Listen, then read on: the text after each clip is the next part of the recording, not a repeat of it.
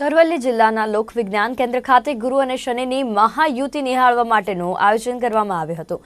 અંદાજે 400 વર્ષ બાદ ગુરુ અને શનિ ગ્રહની અદ્ભુત અને અદ્વિતીય મહાયુતિ ટેલિસ્કોપથી નિહાળવાની વ્યવસ્થા કરાઈ હતી, જે દરમિયાન ગુરુ અને શનિ બંને ગ્રહો એકબીજાથી માત્ર 0.1 અંશ જેટલા દૂર હતા, જેને લઈને બંને મળીને જાણે એક જ તારો હોય તેવું પ્રતિબિંબ આકાશમાં જોવા મળ્યું હતું। હવે આ દ્રશ્ય નિહાળવા માટે 2 નવેમ્બર 2040 અથવા તો 7 એપ્રિલ 2060 સુધી રાહ જોવી પડે છે। સરકાર દ્વારા આજે આ અલૌકિક ઘટના જે બનવા જઈ રહી છે એ 400 વર્ષ પછી આ જે ઘટના બની રહી છે એ જોવાનો અનહેરો એક આ લાવો છે।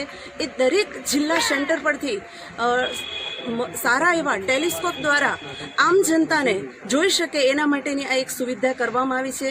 અહીં જિલ્લા લોકવિજ્ઞાન કેન્દ્ર અરવલ્લી દ્વારા મોડાસામાં મલા ગાંધી ઉચ્ચતર કેળવણી મંડળના નેજા હેઠળ ચાલી રહ્યું છે, એમને આ સુંદર વ્યવસ્થા અહીં કરવામાં આવી છે।